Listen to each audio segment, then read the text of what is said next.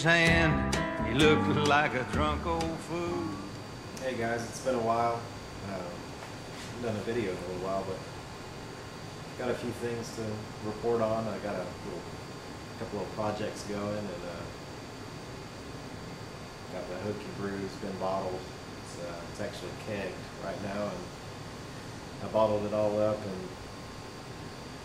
not all of it, but I bottled the 20 bottles, I guess. That was needed for the challenge, and that was probably 2 weeks ago, I guess. I bottled up y'all's beer, sent it out to Hokie and SJ. I'm going to try one tonight for you guys. But first I wanted to show you a couple of projects that I've got going, kind of 99% finished. The first thing is I got kind of inspired to do a little something with my Therminator here. I was reading up on sanitation and how difficult it is with these plate chillers to keep it clean inside and sanitized, and then I got to thinking about, really, when the wort goes in here, it's coming right out of the boil kettle. So, but so it's pretty hot, you know, not a whole lot of concern about contamination at that point. But when it comes out here, it's down around 65 degrees. So that's really where your issues may lie when it comes to contamination or infection, I guess. So I was trying to think of a way to kind of minimize the potential for that, and I also wanted to have a thermometer where I would be able to really have a pretty accurate idea of what the temperature is of that wort coming out of that chiller, because before I was more or less guessing. Then I rigged up a thermometer with some threaded fittings, and that just seemed like a whole lot of potential there for bugs to hide and whatnot. So placed an order not too long ago from Brewers Hardware. Went through Darren and got some tri-clamp fittings where I could rig up this thermometer. And this thermometer happens to have a really long probe, so that probe extends way down. It's about, I guess it's a 6-inch probe, but it's way down here at the tip of it. So as that beer or the wort, well, I guess, yeah, wort at that point, chilled wort is coming out of the plate chiller, it's going to come up and then out here, but I should be able to get a reading on the temperature, a pretty accurate reading as it's coming out to my fermenter. And it's all tri-clamp for the most part, except for, I'll try to get a view of that here. I've got an elbow. Got a threaded elbow coming out of there. So really the only threads at this point are right there. After that it's all tri-clamp and hose barb. Well, I guess there's another threaded fitting right there if you want to count that. But that's a lot less than I had before when I tried to rig up a thermometer, so looks like quite an ordeal there, but it's really pretty simple. The other part of the project is this, which is actually what kind of got me going. Thanks to Yambor44, he pointed this out, that Darren had this on his website. This is a filter. Since that plate chiller tends to collect little minute pieces and particles of stuff, he thought maybe this would be something I'd be interested in coming out of the boil kettle before it goes into that plate chiller. to collect or filter out a lot of the junk that would otherwise get clogged, or would clog the chiller. So I went ahead and bit the bullet and bought this, and then that led to that, which ended up being almost $500 worth of stuff. But, you know, that's how it tends to go. But so we're going to try this out soon, and I'm going to bust it open here so you can kind of see what it looks like on the inside.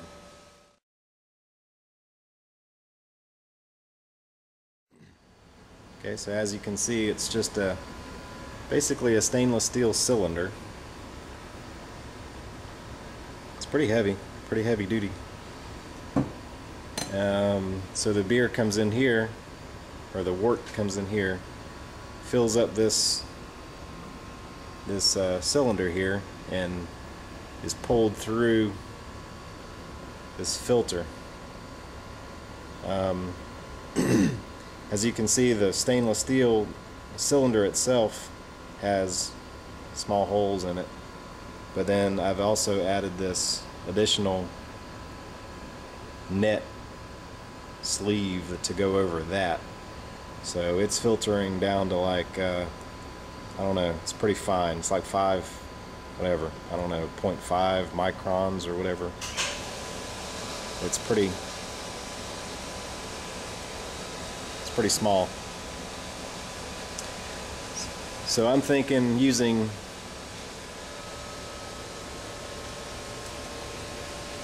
leaf hops like I do. I don't use pellet hops already, so I'm using leaf hops. I'm filtering it, and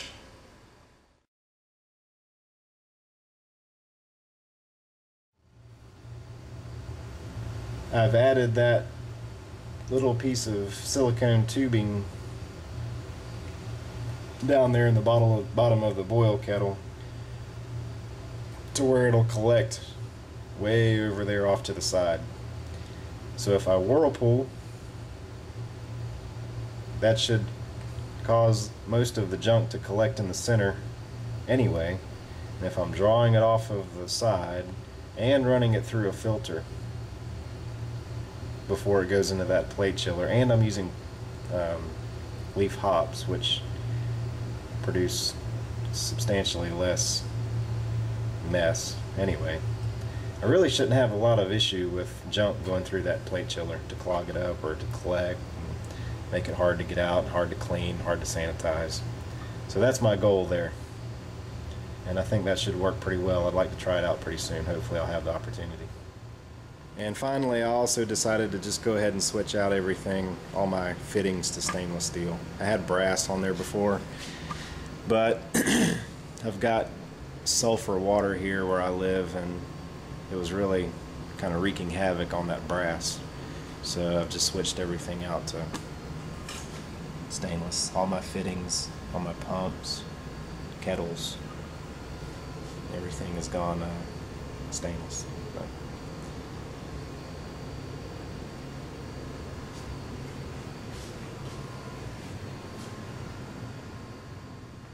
okay, finally tonight, Homebrew Wednesday, I was gonna pour off my Hokie brew that I bottled. It's the Nottingham ESB. J-Money. So if the labels stay on with the shipping, I was having a problem. These labels, I don't know, I put them on with some process I saw on YouTube, I don't know, but it's just regular paper, and I guess, I don't know, they come off pretty easily, so hopefully by the time you get them they'll still be intact and you'll know who it came from. Anyway, we're going to try one of these tonight. I bottled this out of the keg since I keg everything, so I've got a little system where I can bottle it out of the keg. So let's see how it turns out.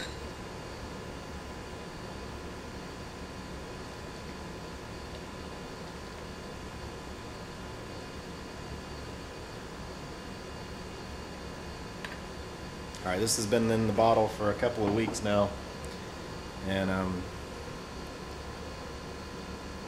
looks like it held its carbonation pretty well. That's almost kind of what I was hoping for, just a minimal head. That's what Hokie was, I think, what he had us shooting for. So looks like it held the carbonation pretty well. Try to show the color there. Looks like just about everybody else's I've seen so far. Sort of a brownish, dark copper color.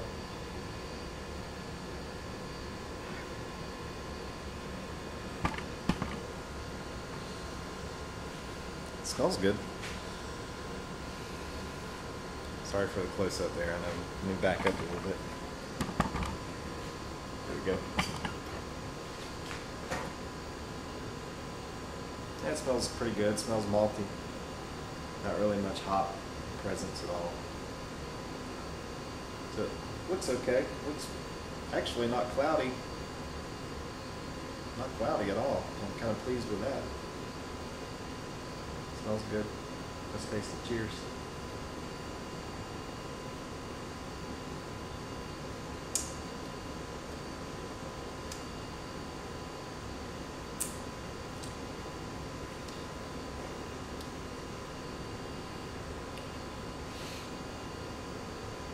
Tastes pretty good. I'm not a real fan of terribly malty beers. I like them occasionally, just to kind of break the monotony, or the kind of the, I guess, the habit of the more hoppy beers that I prefer. But this actually tastes pretty good.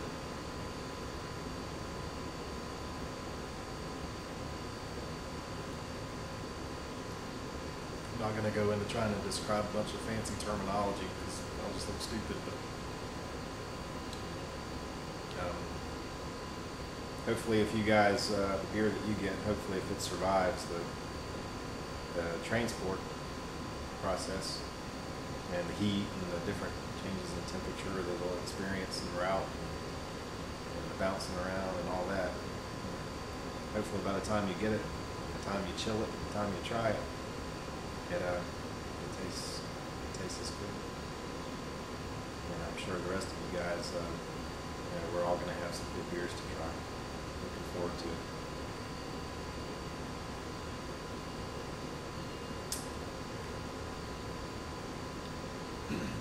It's pretty pleasant. All right, well, I'm pleased. I was kind of apprehensive, we signed up for this thing, and gosh, God forbid, something happen, or you get an infection, or you do something with your process and it turns out shitty, and then you're kind of committed to send it to everybody. But anyway, I'm glad it turned out okay. Won't win any awards, I'm sure, but I'm happy that it's clear. I'm happy that it's drinkable. And cheers to everybody. Happy Homebrew Wednesday. Try to be a little more consistent with putting out the videos. Kind of had a lot going on lately, like everybody else. But been trying to keep up with everybody and watch your videos, and I just appreciate it. So, like I said, happy Wednesday. Cheers. Enjoy. Good night.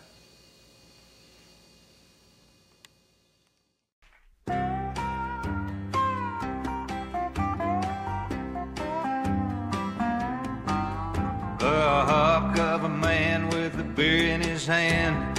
He looked like a drunk old fool.